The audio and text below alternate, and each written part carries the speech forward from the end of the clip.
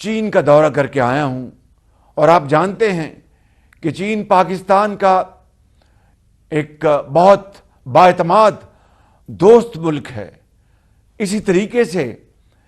اس سے پہلے میں نے برادر ممالک کے دورے کیے۔ سعودی عرب پاکستان کا ایک انتہائی بااعتماد برادر ملک ہے، وہاں پر اربوں ڈالر کے سرمایہ کاری کی کمٹمنٹس ہوئی ہیں۔ ابھی میں یونائٹڈ عرب ایمریٹس وہاں پر گیا تھا، اور وہاں پر اپنے بھائی جناب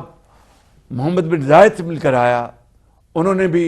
10 ارب ڈالر کی سرمایہ کاری کی کمٹمنٹ کی ہے، اور جو الیکشن سے پہلے جو انٹرم دور تھا، اس زمانے میں اس وقت کے انٹرم پرائم منسٹر کاکڑ صاحب بھی تشریف لے گئے تھے۔ خود جو پاکستان کے سپہ سالار ہیں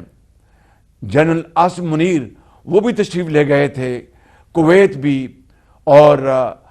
بھی، اور سعودی عربیہ بھی، اور اربوں ڈالر کی کمٹمنٹس لے کر آئے تھے۔ میں آج آپ کو انتہائی اطمینان سے یہ عرض کرنا چاہتا ہوں کہ یہ کمٹمنٹس اب ہو چکی، اور اس سرمایہ کاری کے اتنے بڑے موقع کو مکمل طور پر اس سے فائدہ حاصل کرنے کے لیے اس کے اوپر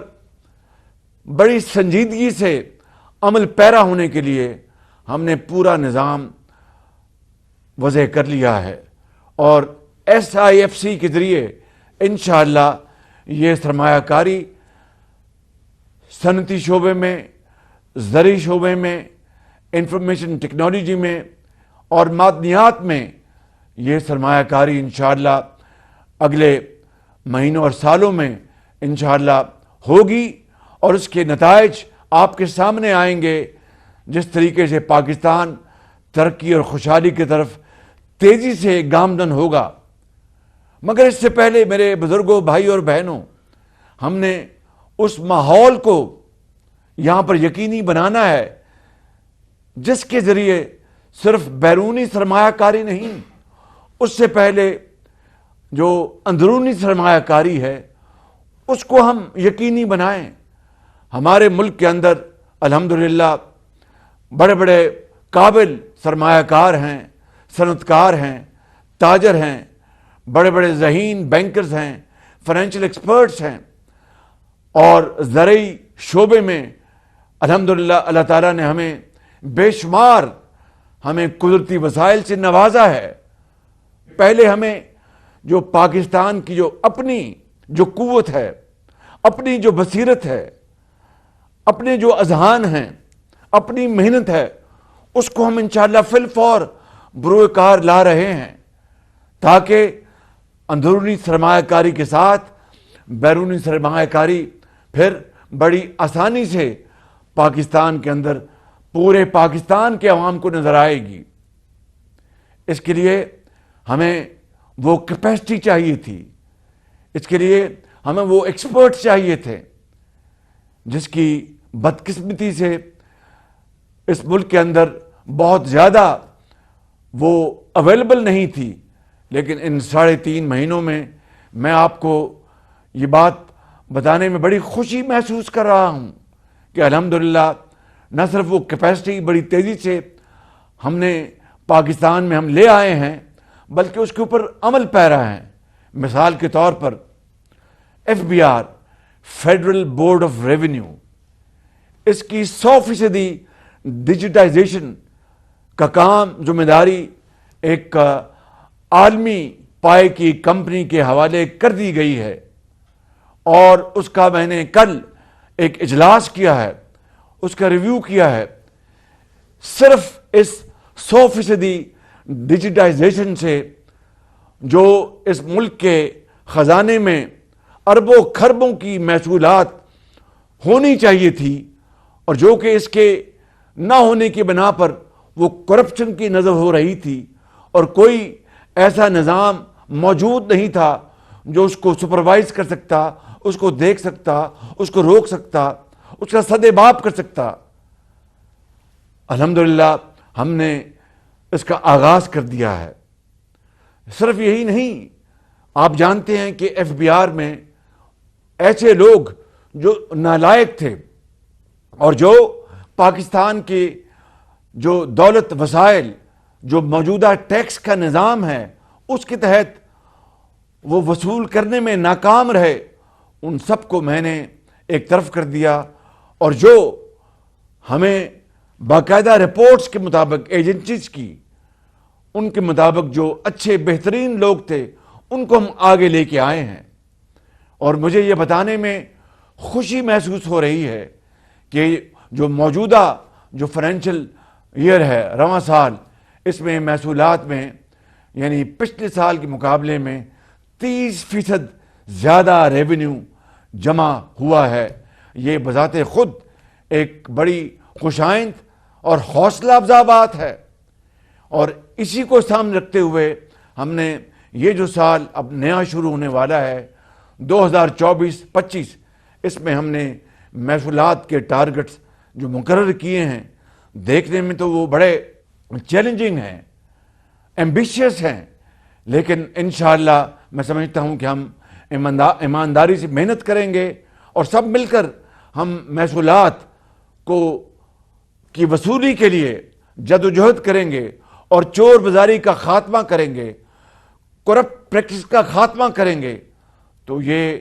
مزید کھربوں کے محصولات حاصل ہوں گے۔ ہر جگہ جاتا ہوں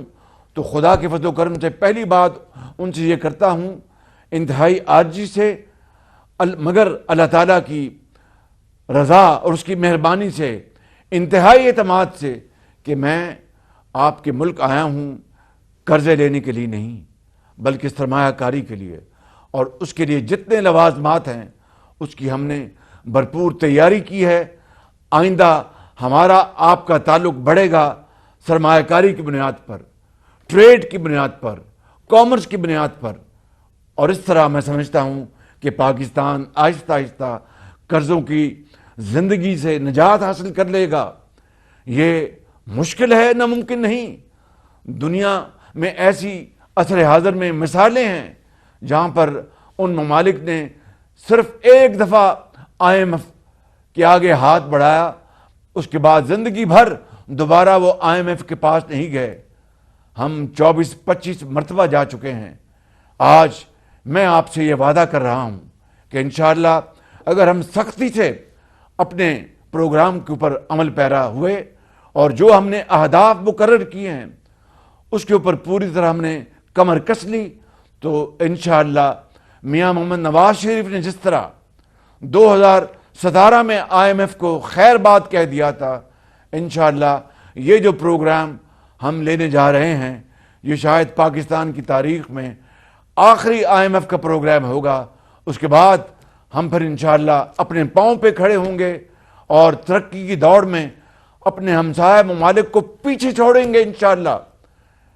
یہ بات کوئی جذباتی نہیں ہے، یہ بات میں کوئی